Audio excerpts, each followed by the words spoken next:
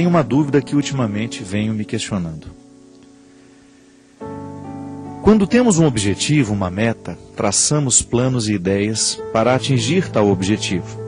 Mesmo quando passamos por alguma dificuldade, geralmente procuramos meios de tentar solucionar, sair ou passar da melhor maneira por aquele momento. Tudo isso nos leva a uma posição de pedir a Deus que nos ajude na conquista daquele objetivo ou na solução de um determinado problema.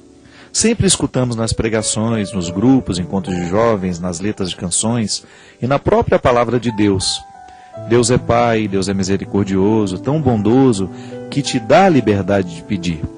Pedir em suas orações o que deseja, o que necessita. Pedir e recebereis, está escrito na Bíblia.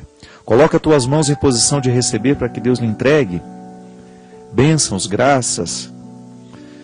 Mas o que me deixa confuso é que ao mesmo tempo que ouvimos e refletimos tudo isso, também em outros momentos, em canções, palestras e tudo mais, ouvimos que Deus sabe de todas as nossas necessidades, que tem um cuidado tão grande conosco, bem mais que com os lírios do campo, que precisamos deixar Deus guiar e conduzir nossa vida. E muitas vezes queremos ser Deus de nós mesmos. Quando estamos ali lutando por algo, batalhando, pedindo que Deus nos ajude, nesta ou naquela dificuldade, entendemos que para ser assim, ficamos felizes, logo lembramos de agradecer. Mas quando começa a ter pedras no caminho, dificuldades para se atingir aquele objetivo, devemos entender que aquilo não é para ser do jeito que queremos? Ou estamos desistindo diante do primeiro obstáculo? Será que Deus não colocou aquele obstáculo para passarmos e chegarmos mais fortes e confiantes lá no fim? Se desistimos logo no início, pois pensamos que Deus não quer daquele jeito, não estamos sendo fracos diante de um primeiro obstáculo? Obrigado pela atenção e peço que assim que possível me retorne. Grande abraço, Alessandra. Alessandra, seu e-mail tem muitas perguntas e todas elas muito misturadas, né? É o jeito próprio mesmo quando a gente quer desabafar, né? Primeira coisa, minha filha, nós temos que entender que a vida humana é o lugar que Deus escolheu para agir. Não há nada de extraordinário nessa ação de Deus aqui neste aspecto. Sabe por quê? Porque tudo pode ser um lugar de revelação. Da mesma maneira como Moisés ficou encantado com aquela sarça ardente, nós precisamos entender que o tempo todo na nossa vida existem algumas sarças também ardendo diante dos nossos olhos. Quais são essas sarças? Os fatos, os acontecimentos, as dificuldades, as alegrias, as tristezas. Como é que nós podemos nos posicionar diante de tudo que a gente... Lembra que a gente falava na semana passada? Que nós temos o eu ideal e o eu real? Que muitas vezes a infelicidade nasce justamente quando nós não conseguimos concretizar no eu real aquilo que nós temos como eu ideal. É assim que Deus age em nós. Nos ajudar a encontrar um equilíbrio para que nós possamos realizar, para que nós possamos viver na nossa vida essa satisfação de ser quem a gente é. Para isso que a gente pede, para isso que a gente reza, não é verdade? A gente sempre pede a Deus que nos ajude a abrir os caminhos, a gente sempre pede que Ele nos ajude a encontrar a melhor solução. Mas aí vem o conflito, que realmente em muitos textos bíblicos, em muitas canções que nós cantamos, nós dizemos que a gente não precisa pedir, que Deus já sabe tudo. Então fica um conflito. Como é que eu vou pedir se Ele já sabe tudo? É aí que está a beleza da oração. Porque a oração, ela não precisa ser um texto lógico. A oração é o desabafo que nós fazemos diante de Deus. É o desabafo que nós realizamos diante dEle, confiando a Ele as nossas realidades. E aí, no meio da oração, a gente acaba dando um palpite para que Deus pudesse fazer do jeito que a gente acha que é melhor. E aí a gente pode parecer que nós somos Deus de nós mesmos, né? Mas tudo depende da maneira como nós entregamos para Ele, Alessandra.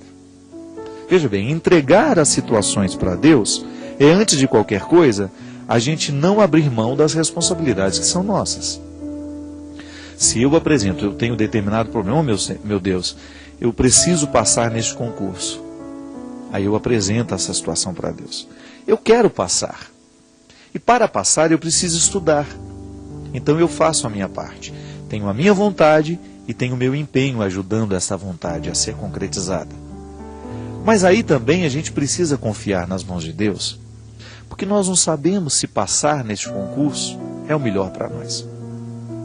Não é assim na vida? De vez em quando nós insistimos em pedir para Deus aquilo que nós queremos. Eu quero passar neste concurso e para isso me empenho.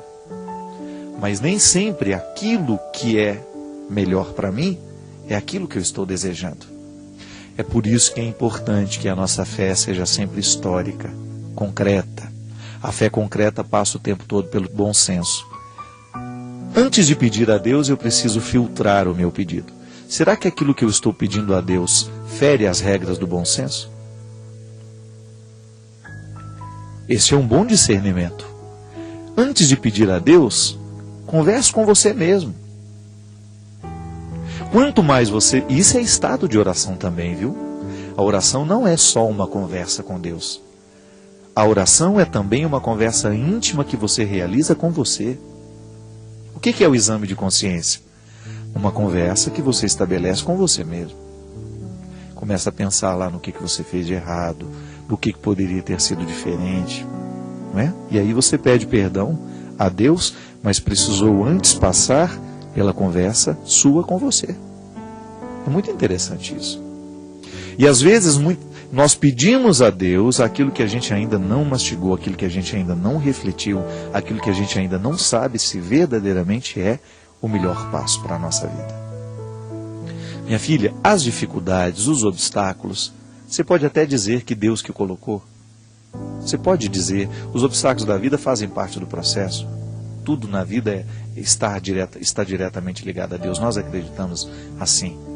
Mas os obstáculos são processos naturais da vida, da existência. Nós somos precários, a vida tem precariedades. E os obstáculos fazem parte dessa precariedade. Digamos que este livro tenha sido escrito em inglês. Eu não sei inglês. Eu vou abrir, aqui não, porque não é um livro, isso aqui eu vou ouvir. Vamos pegar um livro para ficar melhor. Um casal especial, os pais de Santa Teresinha. Digamos que este livro tenha sido escrito em inglês. Eu pego e descubro que eu não sei ler o livro. Eu preciso do conteúdo do livro, mas eu não tenho a capacidade de ler em inglês. Isso é um obstáculo natural. É Deus que colocou? Não. Processo natural da vida. Quem não estudou inglês não sabe inglês. Se eu quiser mergulhar no conteúdo do livro, eu terei que fazer um curso de inglês. Então está aqui. Eu identifico naquela minha dificuldade, naquele meu obstáculo, uma atitude que pode me ajudar a superar o obstáculo. Não adianta nada eu ficar rezando, pedindo a Deus que me ajude a ler esse livro, se eu não faço o meu estudo do inglês. Não é assim? Então veja bem, a ação de Deus na vida humana sempre vai pedir uma resposta. Deus me abençoa, Deus me deu inteligência, Deus me deu capacidades, mas eu tenho minhas precariedades. Sou preguiçoso muitas vezes, não tenho ânimo de pegar aquele livro, de ir até o final. Você sabe disso. Eu não estou falando de uma coisa que você não experimenta. Quantas vezes na vida você deixou de experimentar situações maravilhosas porque lhe faltou disposição para elas? Ah, estou com preguiça de acordar cedo, eu não dou conta, fico cansado demais. São os obstáculos. O contexto da vida. Não é assim? Mas aí, a partir do momento que você tem uma meta, você se sente abençoado por Deus, porque a vida é uma bênção. Só de estar aqui, de ter a oportunidade de fazer esse programa, isso para mim já é uma bênção. Eu estou com saúde, eu estou sem nenhuma dor, eu estou com disposição, eu estou feliz, tudo isso é bênção.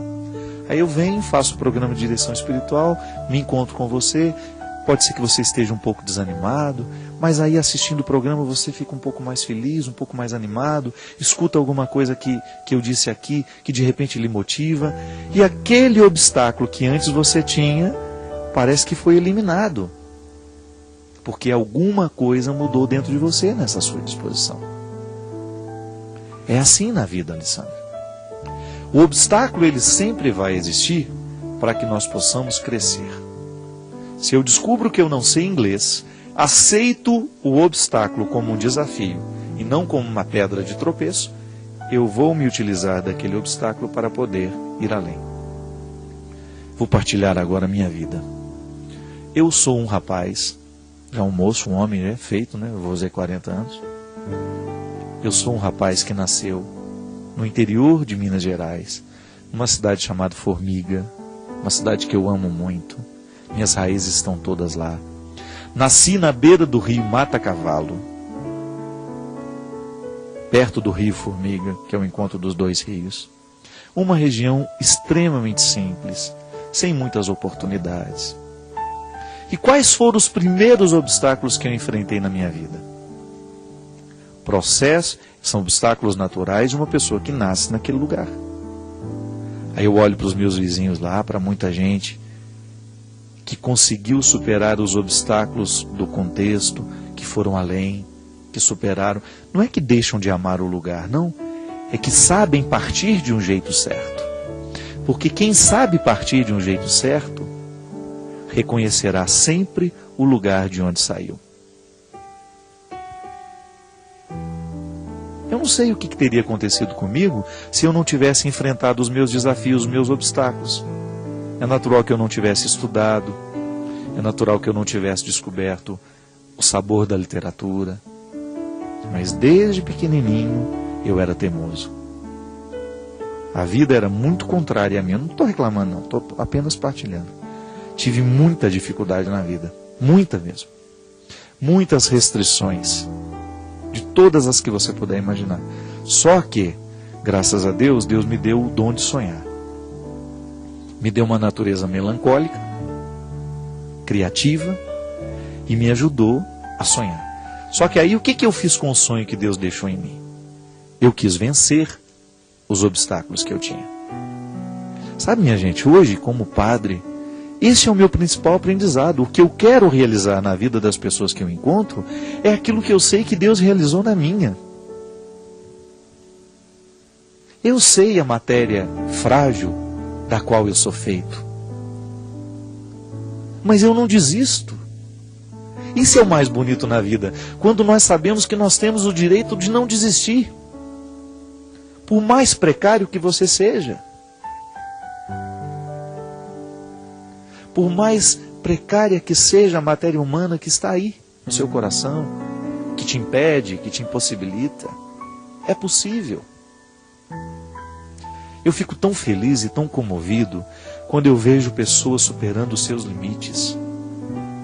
Como aquela história da mulher que eu contei na semana passada, que não tem o dinheiro para comprar os livros, e ela vai todos os dias na livraria e aos poucos ela vai lendo o livro que ela quer. Só que ela precisa vencer o obstáculo de sair de casa, de ir até a livraria, de passar pela vergonha de estar ali todos os dias. É assim. O obstáculo, ele tem que ser um objetivo para a gente vencer. Para a gente ir além. E você sabe que eu estou vivendo um tempo da minha vida muito interessante. Quanto mais eu viajo, quanto mais eu conheço o mundo, quanto mais eu conheço pessoas, quanto mais eu recebo pelo o reconhecimento do próprio trabalho que eu faço hoje como evangelizador, mais saudade eu sinto da minha terra. Eu estou vivendo uma fase da vida que eu estou tendo saudade dos meus antigos, sabe? Saudade das coisas que de repente hoje eu não tenho tanto contato mais.